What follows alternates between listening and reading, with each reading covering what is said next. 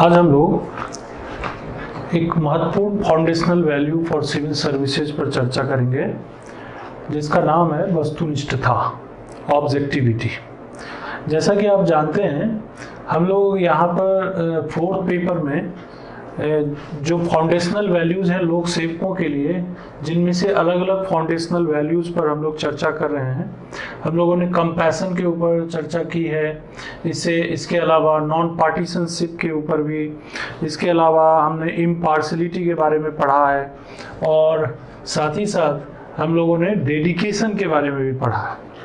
तो foundational value जो हैं ये लोक सेवकों के लिए बहुत आवश्यक माने जाते हैं, क्योंकि जब लोक सेवक निर्णय लेते हैं तो उस निर्णय के दौरान वो जो फाउंडेशनल वैल्यूज होते हैं वो इम्पैक्ट डालते हैं और लोक सेवा की जो कार्य कुशलता है और जो दक्षता है उसको प्रभावित करते हैं। तो इसीलिए ये अलग अलग फाउंडेशनल वैल्यूज पर हम लोग यहाँ पर चर्चा कर रहे हैं और आज हम लोग बात करेंगे ऑब्जेक्टिविटी के ऊपर। तो मेरा सभी छात्रों से यही निवेदन है जो भी ये वीडियो देख रहे हैं, उन सब से मैं यही रिक्वेस्ट करना चाहूँगा कि वो लोग हमारे इस चैनल को सब्सक्राइब जरूर कर लें, क्योंकि बहुत सारे महत्वपूर्ण वीडियोस ऑलरेडी आ चुके हैं और भविष्य में बहुत सारे ऐसे वीडियोस आपको मिलेंगे जो वास्तविक तौर पर आपको परीक्षा के दौरान मददगार साबित होंगे। और अगर आपने उसे सब्सक्राइब किया हुआ है तो आपको कोई भी वीडियो मिस नहीं करेंगे आप, और अगर आप उस पूरे वीडियो को अच्छी तरह देख लें तो आपकी तैयारी जो है वो एक बेहतर ढंग से हो पाएगी और आपकी लिखने की क्षमता भी बढ़ेगी, साथ ही साथ आपकी मेमोरी पर भी इसका बेहतर प्रभाव होगा। तो आइए हम लोग आज बात करते हैं वस्तुनिष्ठता के ऊपर, ऑब्जेक्टिविटी के बारे में।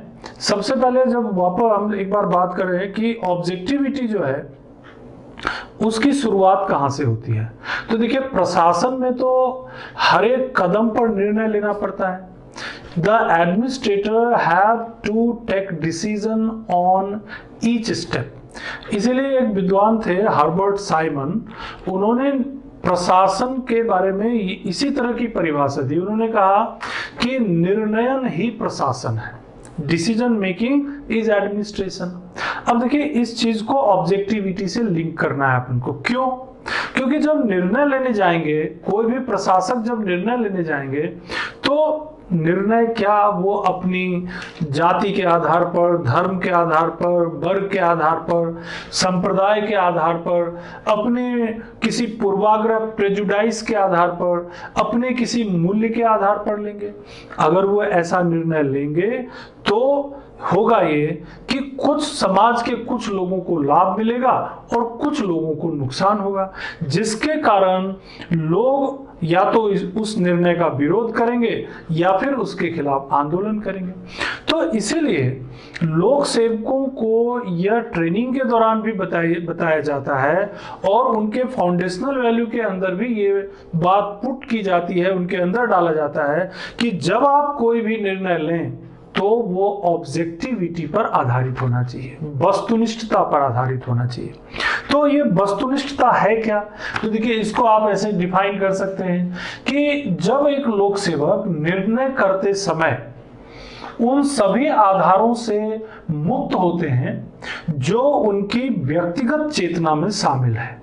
यानी कि कोई लोक सेवक जब निर्णय कर रहे हो, चाहे वो रिक्रूटमेंट के संदर्भ में हो, चाहे प्रमोशन के संदर्भ में हो, चाहे ठेका यानी कॉन्ट्रैक्ट देने के संदर्भ में हो, या कोई भी प्रशासनिक निर्णय ले रहे हो, तो उनकी अपनी व्यक्तिगत विचारधारा उस पर हावी नहीं होनी चाहिए। तो क्या चीज कैसा होना चाहिए? तो उनको जो निर्णय लेना चाहिए वो तथ्यात्मक यानी फैक्चुअल होना चाहिए और तार्किक होना चाहिए।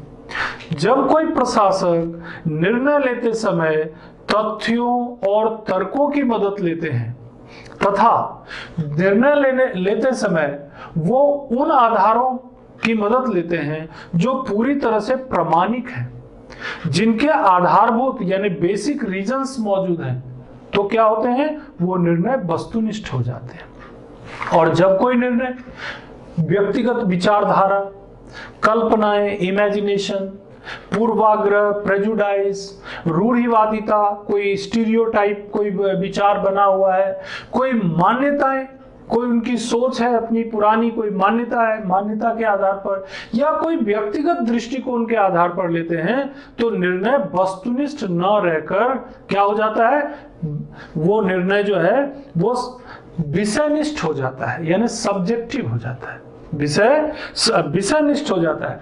तो इसीलिए लोक सेवकों को वस्तुनिष्ठता के आधार पर ही निर्णय लेना चाहिए, न कि विषयनिष्ठता के आधार पर। तो लोक सेवकों को वस्तुनिष्ठ होना चाहिए। क्यों?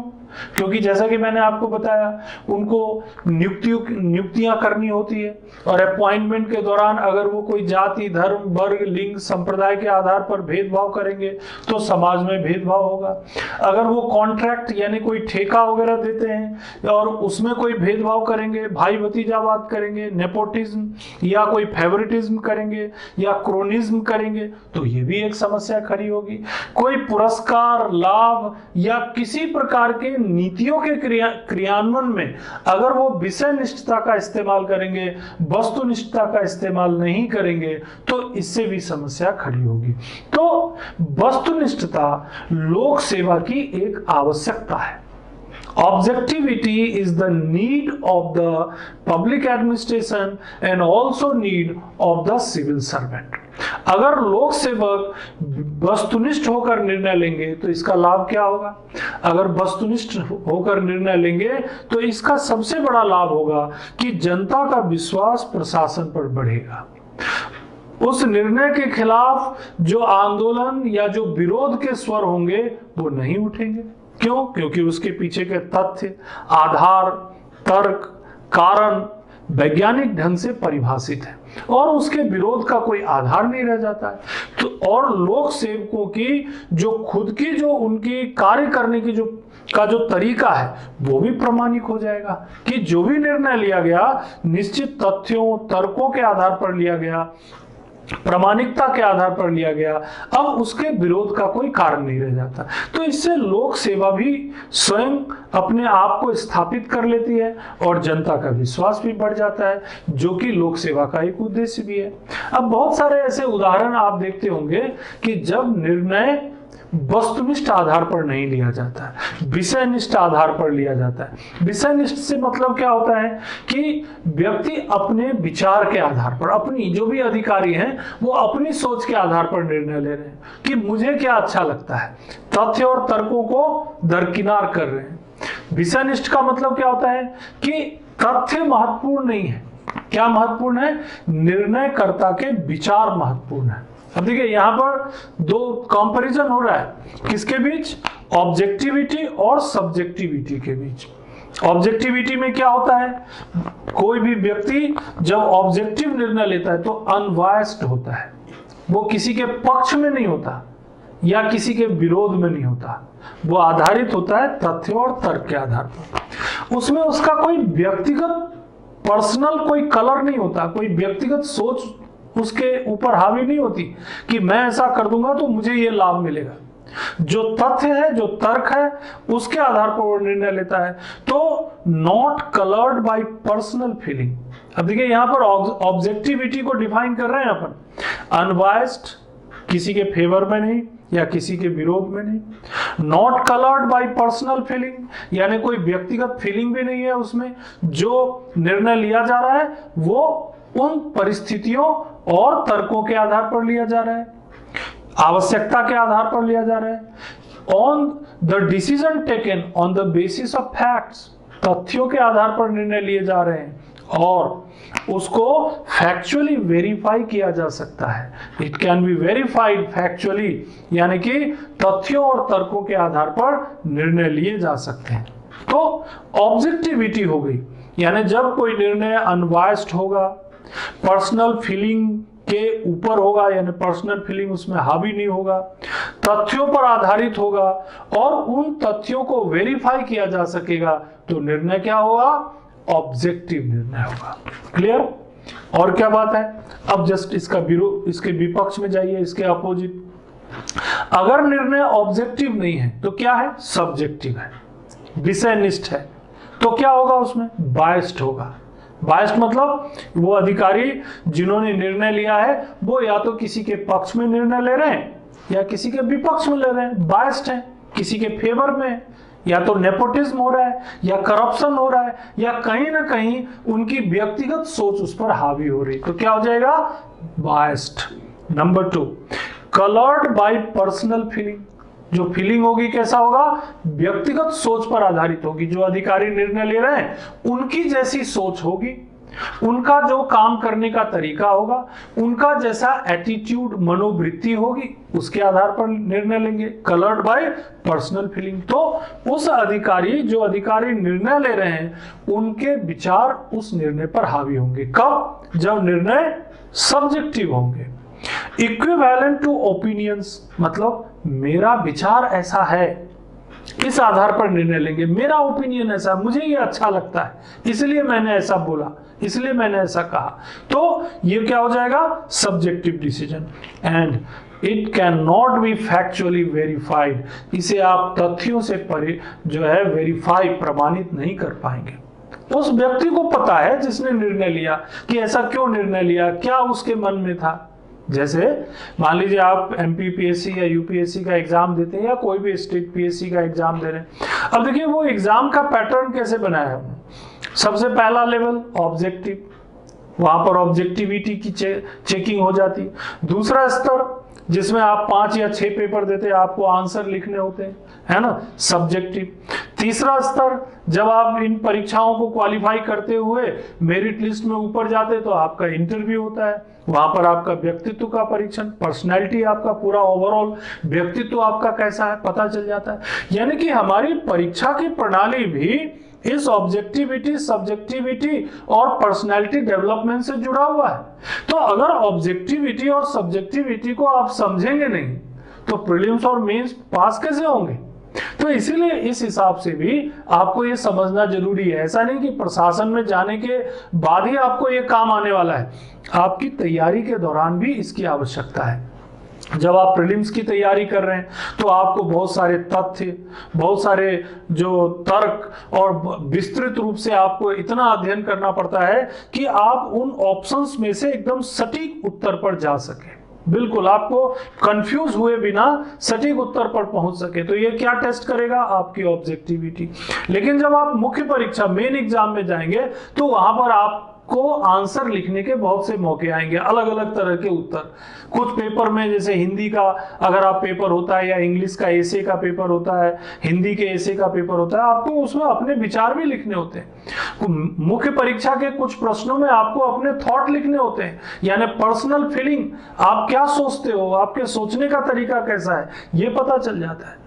तो ऑब्जेक्टिविटी और सब्जेक्टिविटी ये दोनों ही चीजें अपनी अपनी जगह पर बहुत ही आवश्यक हैं। लेकिन एक प्रशासक होने के नाते जब आप निर्णय करने के लिए जाएंगे, जब आप कोई नीति बनाने में मदद कर रहे होंगे, जब आप कोई कार्यक्रम या किसी गतिविधि को क्रियान्वित कर रहे होंगे जिससे लाखों करोड़ों लोग प्रभावित होंगे, उस समय आपका निर्णय कोई जाति, धर्म, वर्ग, लिंग, संप्रदाय के आधार पर नहीं होना चाहिए। कैसा होना चाहिए, तथ्य के आधार पर, तर्क के आधार पर, जो उन परिस्थितियों में जो आवश्यक, जो उन परिस्थितियों में जो आवश्यकताएं हैं उन आवश्यकताओं को ध्यान में रखकर होना चाहिए।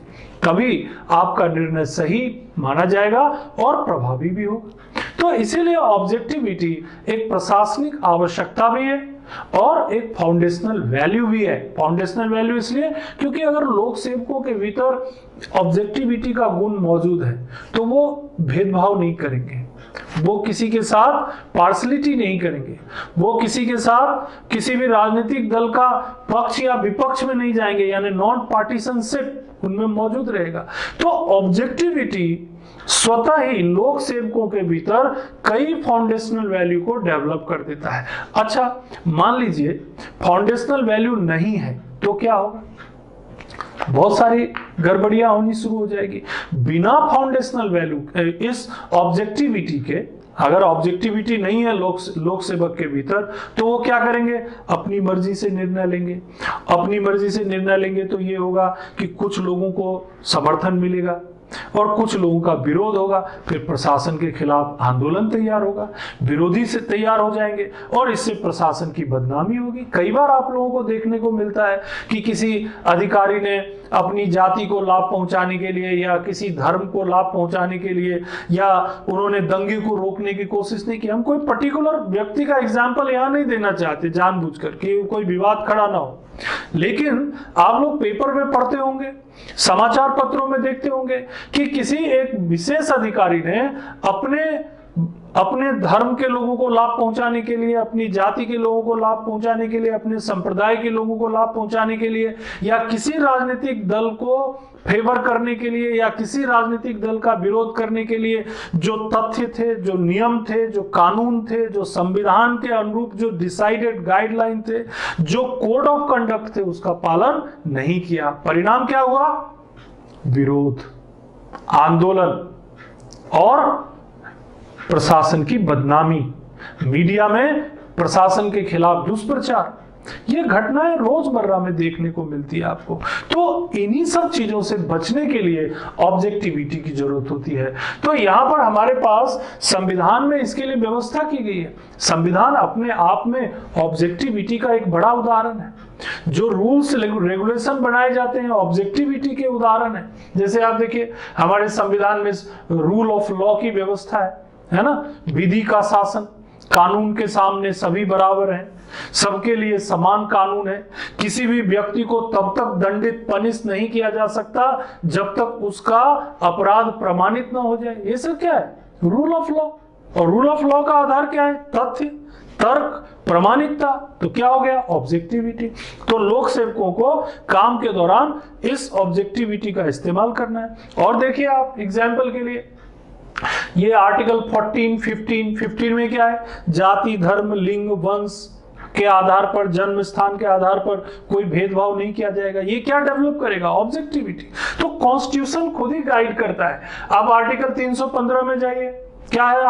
315 315 यस, आपके जो है राष्ट्रीय स्तर पर, केंद्रीय स्तर पर संघ लोक सेवा आयोग और राज्य स्तर पर राज्य लोक सेवा आयोग के गठन का प्रावधान है। किस आधार पे काम करते हैं ये? ऑब्जेक्टिविटी, कि आपको परीक्षा का एक निश्चित पैटर्न है और इस पैटर्न को फॉलो करना है, इस पैटर्न पर एग्जाम लेना है, लोगों को चयन करना है और चयन करके आप विभागों को उनके जो चयनित जो कैंडिडेट हैं जिनका चयन हुआ है उनके नाम की सिफारिश आप कर देंगे। ये सब ऑब्जेक्टिविटी के आधार पे काम करते हैं। हमारी जो न्यायिक प्रणाली है, supreme court, high court, district court, किस आधार पे काम करते हैं? तथ्य, तर्क, गवाह, इसके बिना काम नहीं करते। तो ये सब ऑब्जेक्टिविटी से रिलेटेड है। हमारा जो आर्टिकल 324 क्या चीज गाइड करता है? Election commission. इलेक्शन कमीशन क्या काम करता है? चुनाव के दौरान ऑब्जेक्टिविटी का ध्यान रखता है। किसी ऐसा नहीं कि किसी कैंडिडेट के फेवर में कोई चीज चला जाए या विरोध में चला जाए। ऑब्जेक्टिविटी, वस्तुनिष्ठता, हर चीज को तथ्य, तर्क, प्रामाणिकता, आधार बनाने के बाद ही निर्णय लेते हैं। तो लोक सेवकों को इन सब बातों को ध्यान रखना होता है। जब कॉन्स्टिट्यूशन हमारे लिए गाइडलाइन है तो आप कॉन्स्टिट्यूशन ने आपको कुछ इंस्ट्रक्शंस दिए हुए हैं हर जगह और उन इंस्ट्रक्शंस को फॉलो करना है। जितने भी कानून बनाए जाते हैं संसद के द्वारा, जैसे ये मैंने आपको दिखाया SC/ST एट्रोसिटीज प्रिवेंशन एक्ट 1989, अब इसके आधार पर उन्होंने एक रूल बनाया 1995। रूल क्या गाइड करता है? फिक्स नियम है, एक निश्चित नियम बना दिया उन्होंने कि अगर किसी अनुसूचित जाति जनजाति के व्यक्ति के साथ अत्याचार होता है और अत्याचार का स्वरूप ये है, उसके साथ दुर्व्यवहार होता है, उसे गाली दी जाती है, उसे कुछ मैला खिलाने की कोशिश की जाती है या उसे जूते की माला पहनाई जाती है, तो उसके लिए पनिशमेंट इतना होगा, फिक्स तय कर दिया गया। क्या है ये? ऑब्जेक्टिविटी। तो ऑब्जेक्टिविटी जो है ये हमारा प्रशासनिक गुण भी है, संवैधानिक व्यवस्था का आधार भी है और लोक सेवकों के लिए फाउंडेशनल वैल्यूज भी है। तो नियम कानून, बहुत संवैधानिक व्यवस्था, हमारे कोड ऑफ कंडक्ट जो होते हैं लोक सेवा में काम करने के, जो टेक्निक, आजकल तो वस्तुनिष्ठता का एक बहुत बड़ा आधार है इंफॉर्मेशन टेक्नोलॉजी, सूचना प्रौद्योगिकी। अगर आप कंप्यूटर इंटरनेट के माध्यम से काम कर रहे हैं तो हर चीज रिकॉर्डेड है। आपने अगर अपने नियम कानूनों का उल्लंघन किया है तो सिस्टम ही आपको रोक देगा, सिस्टम ही आपको रोक देगा कि आप इस नियम को फॉलो नहीं कर रहे हैं, इस कानून का उल्लंघन हो रहा है, आपको बार बार मैसेज आने लग जाता है उसमें आपके सिस्टम पे। ये क्या ऑब्जेक्टिविटी का उदाहरण है। यानी आप नियम कानूनों का ठीक ढंग से पालन करें, ये तकनीक भी हमें गाइड करता है। जैसे आप मान लीजिए आपने बैंक में खाता है और आपने मोबाइल बैंकिंग शुरू की, अब आप कहीं भी एक स्टेप भी अगर स्किप करते हैं तो वो आपको क्या बोलता है, नहीं नहीं ये स्टेप स्किप कर रहे हैं तो वो आगे ही नहीं बढ़ेगा। ये क्या है, ऑब्जेक्टिविटी है। यानी कि information technology, right to information, citizen charter और दूसरी कई संस्थाएं जो इंस्टीट्यूशंस हैं जैसे लोकपाल हैं, लोकायुक्त हैं, सीएजी हैं, ये सब ऑब्जेक्टिविटी के आधार पर स्वयं भी काम करते हैं और यही उम्मीद करते हैं कि जो लोक सेवक, जो सिविल सर्वेंट अलग अलग जगहों पे जिले में काम कर रहे हैं, सेक्रेटरीट में काम कर रहे हैं, जो निदेशालय डायरेक्टरेट में काम कर रहे हैं, जहां पर भी काम कर रहे हैं, स्कूल में काम कर रहे हैं, कॉलेज में काम कर रहे हैं, स्वास्थ्य विभाग में काम कर रहे हैं, बैंकों में काम कर रहे हैं, इंश्योरेंस में काम कर रहे हैं, इंडस्ट्रीज में काम कर रहे हैं, वो सारे लोक सेवक ऑब्जेक्टिविटी के आधार पर काम करें, वहां के नियम कानून वो उन सब चीजों को फॉलो करेंगे तो उनके ऊपर न तो कभी भ्रष्टाचार का आरोप लगेगा, न ही उन पर भाई भतीजावाद की समस्या आएगी और उनको खुद भी सेटिस्फैक्शन रहेगा कि हमने जो काम किया है वो पूरी तरह तथ्यों और तर्कों पर आधारित है और कोई आप पर उंगली भी नहीं उठाएगा। तो इसका फायदा स्वयं लोक सेवकों को भी मिलता है। लेकिन अगर ये नहीं होगा, जैसा कि मैंने शुरू में भी बताया, अगर ऑब्जेक्टिविटी ना हो तो क्या हो जाएगा, लोक सेवक बायस्ड हो जाएंगे, यानी कि फेवर किसी के पक्ष में चले जाएंगे या विपक्ष में चले जाएंगे, बायस हो जाएंगे। इसके अलावा प्रेजुडाइज्ड हो जाएंगे, यानी पूर्वाग्रह ग्रस्त होकर निर्णय लेंगे। पूर्वाग्रह से ग्रस्त होकर निर्णय लेंगे तो क्या होगा कि वो निर्णय जो है वो गलत होगा या थोड़ी बहुत उसमें सच्चाई भी होगी, लेकिन उसके बावजूद भी उसे सही नहीं ठहराया जा सकेगा। इसके अलावा कई बार ऐसा होगा कि कुछ दूसरे लोग, मैंने जो सही लोग नहीं हैं, जो उस निर्णय को प्रभावित करने की कोशिश कर रहे हैं, उन बाहरी लोगों के प्रभाव में आकर उनको निर्णय लेना पड़ेगा, क्योंकि वो ऑब्जेक्टिविटी का पालन नहीं कर रहे। तो ऑब्जेक्टिविटी का पालन नहीं कर रहे हैं, जब उनके पास कोई आधार ही नहीं है निर्णय लेने का, तो फिर दूसरे लोग, बाहरी लोग उन्हें प्रभावित कर देंगे।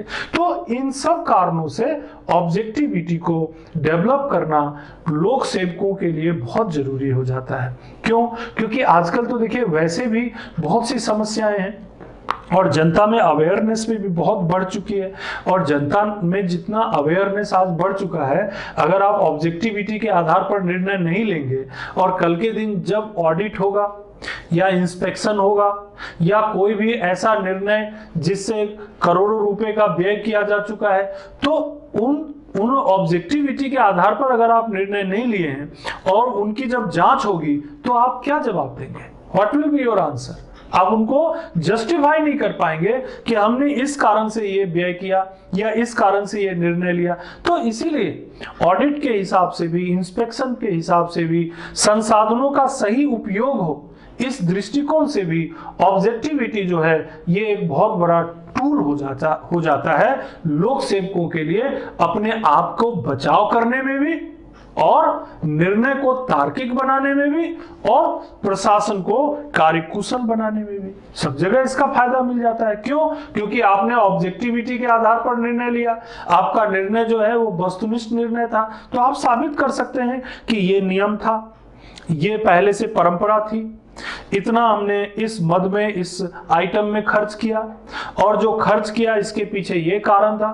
तो आप ऑडिटर को भी सेटिस्फाई कर सकते हैं, जो अगर कोई इंस्पेक्शन कर रहा है आपके डिपार्टमेंट का, उन्हें भी आप संतुष्ट कर सकते हैं, या ओवरऑल आप स्वयं को भी संतुष्ट कर सकते हैं कि आपने कोई पूर्वाग्रह या किसी के पक्ष में कोई निर्णय नहीं लिया और आप कॉन्फिडेंट रहेंगे, आत्मविश्वास से भरे रहेंगे। और इसका फायदा आपको ये मिलेगा कि आप जब भी काम करेंगे या जहां भी जाएंगे तो आप उस चीज को बोल पाएंगे और दूसरों को भी गाइड कर पाएंगे। ये आपके सबऑर्डिनेट के लिए मोटिवेशनल भी होगा। क्यों? क्योंकि कॉन्फिडेंस रहेगा तो आप अपने सबऑर्डिनेट को मोटिवेट कर पाएंगे, उन्हें गाइड कर पाएंगे। तो प्रशासन में मोटिवेशन बनाए रखने में, कोऑर्डिनेशन बनाए रखने में, भ्रष्टाचार को कम करने में, भाई भतीजावाद को दूर करने में, नॉन पार्टीशनशिप यानी कि किसी राजनीतिक दल के पक्ष में या विपक्ष में न होने में, यानी असमर्थकवादी बने रहने में, इन सब जगहों पर अगर कोई आधारभूत चीज है तो वो हमारी ऑब्जेक्टिविटी है। लेकिन अब इसमें एक चीज आती है कि बहुत ज्यादा ऑब्जेक्टिविटी का पालन करना भी मुश्किल है। कई बार ऐसी परिस्थिति आ जाती है कि आप नियम कानून से सारे काम कर रहे हैं, पूरे तथ्यों और तर्कों के आधार पर काम कर रहे हैं। चलिए एक उदाहरण से देखते हैं। एक लोक सेवक है जो रेलवे काउंटर पर जो है वो रेलवे का टिकट दे रहे हैं।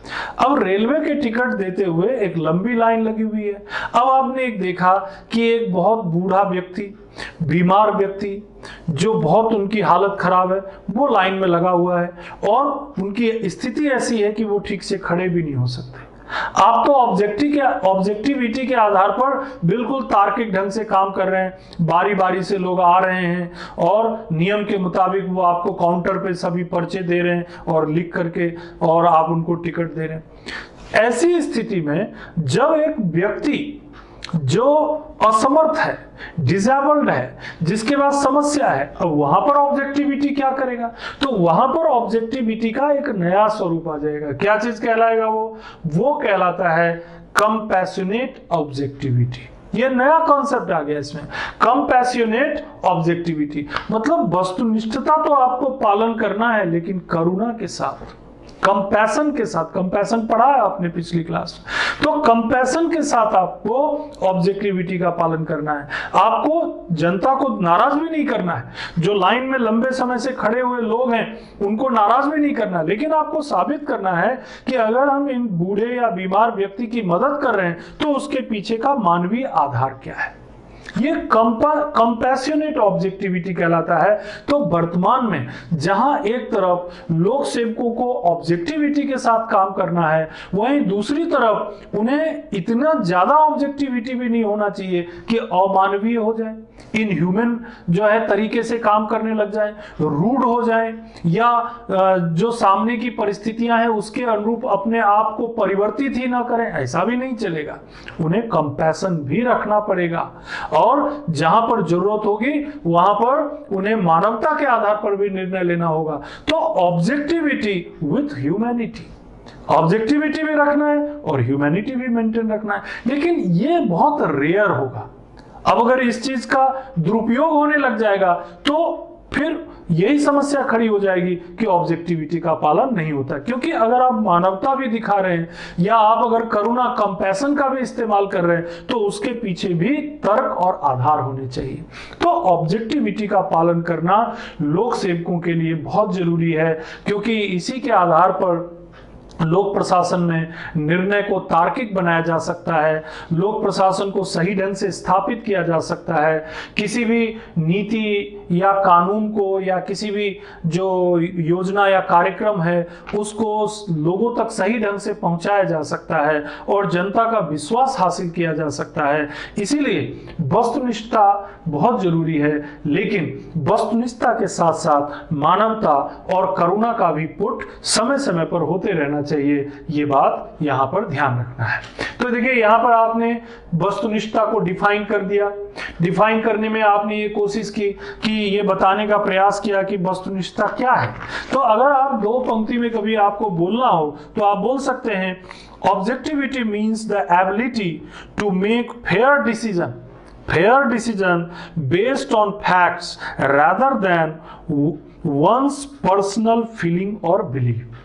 क्या कहेंगे हम भाई? ऑब्जेक्टिविटी का मतलब एक क्षमता है, एक एबिलिटी है, एक योग्यता है जो निर्णय को फैक्ट के आधार पर, फैक्ट पर आधारित होता है या फैक्ट के आधार पर होता है, बनिस्पत की इसके बजाय कि वह किसी व्यक्ति के फीलिंग के आधार पर होता है। तो मैंने आपको कई बार ये चीज बताया कि आपको किसी विचारधारा या कल्पना या पूर्वाग्रह या रूढ़िवादिता या मान्यता के आधार पर निर्णय नहीं लेना है, बल्कि निर्णय लेना है तो तथ्यों और तर्कों के आधार पर। और जब तथ्यों और तर्कों के आधार पर आप निर्णय लेंगे तो इससे जो संगठन में जो गड़बड़ियां होती हैं, भाई भतीजावाद, भ्रष्टाचार और कई जो सांगठनिक कमजोरियां होती हैं, उन्हें दूर करने में आपको मदद मिलेगी।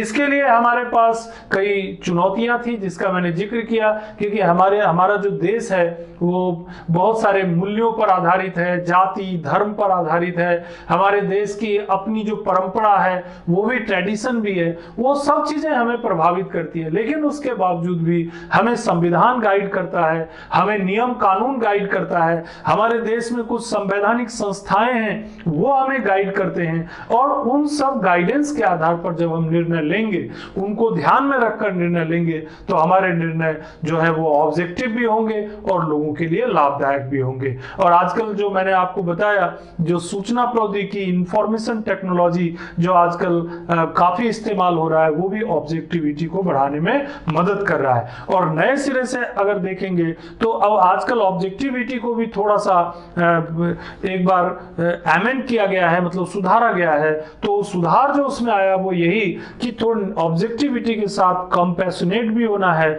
और ह्यूमैनिटी कॉन्सेप्ट भी उसमें डालना है। लेकिन एक बात जरूर ध्यान रखिए कि ऑब्जेक्टिविटी और सब्जेक्टिविटी एकदम एक दूसरे के विरोधी नहीं है। मैंने आपको एग्जांपल देके बताया कि एक व्यक्ति की संपूर्णता, कंप्लीटनेस, उसकी ऑब्जेक्टिविटी के साथ साथ सब्जेक्टिविटी से भी जुड़ा हुआ है। तो एक बहुत अच्छी एक डेफिनेशन है, creation needs not only subjectivity but also objectivity. इसका ध्यान रहे कि जो क्रिएशन होता है, यानी कोई चीज नया जो निर्माण होता है, जो कोई नया जो आप नई चीज कोई बनाते हैं या कोई नव निर्माण होता है, तो नव निर्माण केवल सब्जेक्टिविटी पर आधारित नहीं होती।